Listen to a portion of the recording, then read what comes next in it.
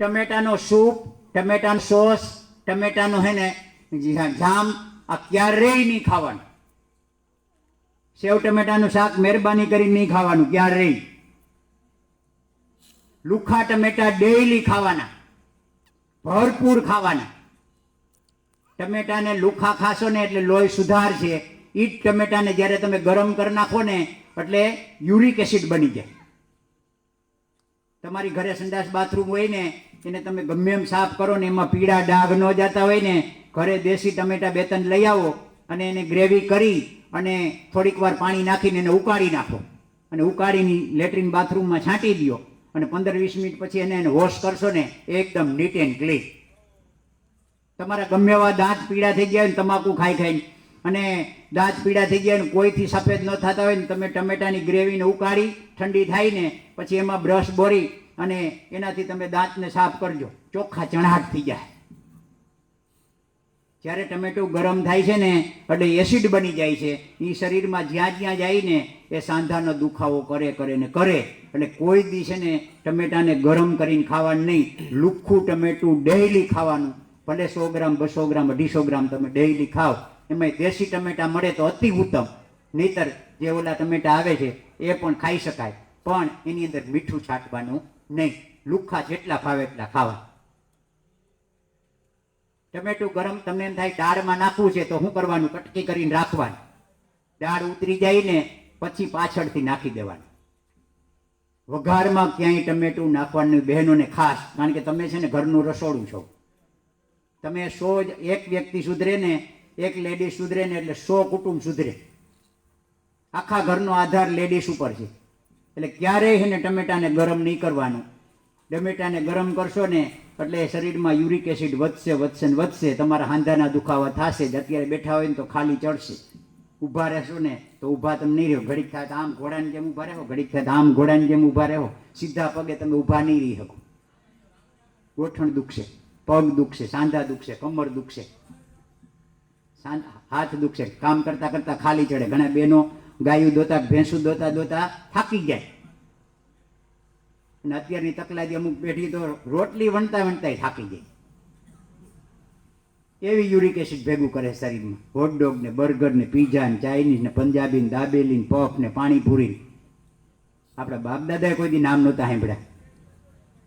આવી વસ્તુ જ ભાવે છે ને. છોકરાઓ નૂડલ્સ સિવાય ભાવતું નથી કાંઈ. પછી નૂડલ્સ જેવા જ થાય. એટલે ક્યારેય છે ને ટમેટા કોઈ દી ગરમ કરીને ખાવા નહીં. લુખા ભરપૂર ખાવાના, સલાડમાં ભરપૂર ખાવાના. પાકા ટમેટા દરરોજ ખાવાના. કેળા પાકા ક્યારે ખાવાના? કેળા કાચા રેગ્યુલર ખાવાના. એક કાચું કેળું ખાવ ને એ તમે 10 કેળા પાકા ખાવ ને એના બરાબર છે. પાકા કેળા ખાવા હોય તો કેવા ખાવાના? કે એકદમ છે ને ટપકી પડેલા હોય ને, કાળી ટપકી પડેલા એવા કેળા લેવાના અને ગાયનું ઘી લઈ અને એમાં બોરી અને મોઢામાં એનું બટકું ભરી અને એકદમ ચાવ્યા જ રાખવાનું. તમને એમ થાય કેળાને કેમ ચાવવું? એ તો પોચું જ હોય. પણ જ્યારે તમે કેળાને ઘીમાં નાખીને તેમ ખૂબ જાવશો ને એટલે આપણા મોઢાની શું ભરશે? એમાં ટાઇલિન ભળી જાય. અને એ તમે એક કેળું ચાવીને ખાઈ લ્યો ને કે 2 કેળા ચાવીને ખાઈ લ્યો ને એ પૂર્ણ આહાર થઈ ગયો. આપણે બધા શું કરીએ છીએ ખબર છે?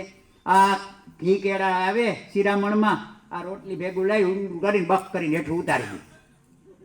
એ પેટમાં જઈ અને એ છે ને કોઈ દી પાચન નથી થતું.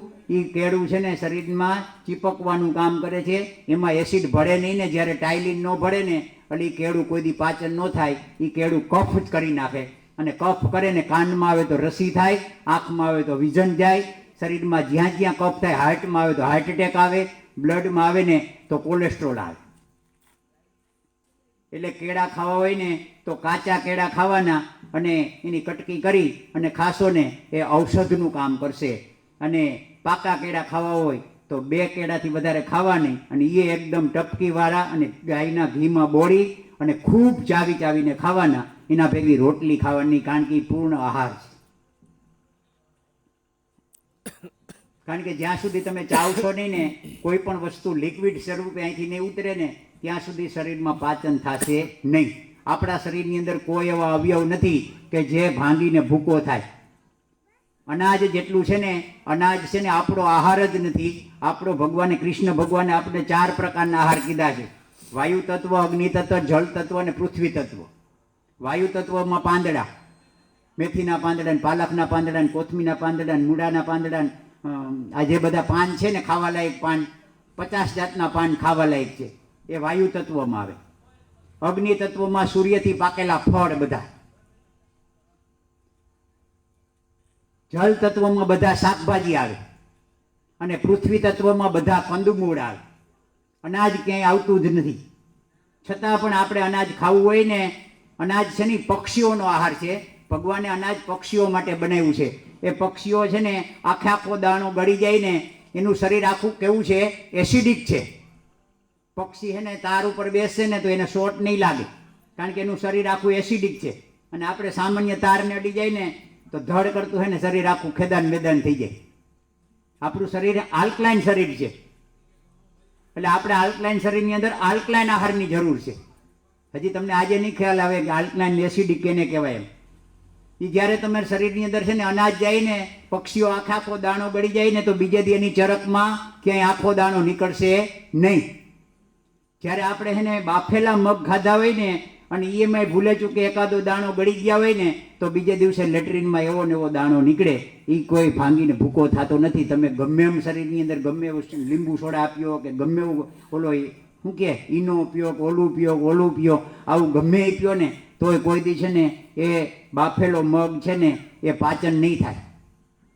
પણ ફણગાવેલા મગ તમે ખાધા છે ને, કોટા ફૂટેલા મગ ખાધા હોય, કોટા ફૂટેલી માંડવી ખાધી હોય, કોટા ફૂટેલા ચણા ખાધા હોય ને, જેવા તેવા ચાવીને ખાધા છે ને તો પણ તમારા શરીરમાંથી છે ને એ આખા નહીં નીકળે.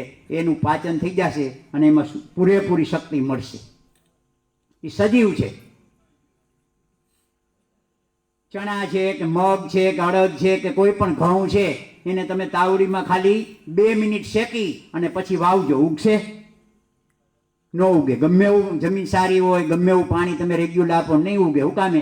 એમાં સત્વ તત્વ બળી જાય. જ્યારે ફણગાવેલા છે ને એ તમે જમીનમાં નાખશો ને પલારેલા, તો બીજે ત્રીજે દિવસે શું થાય?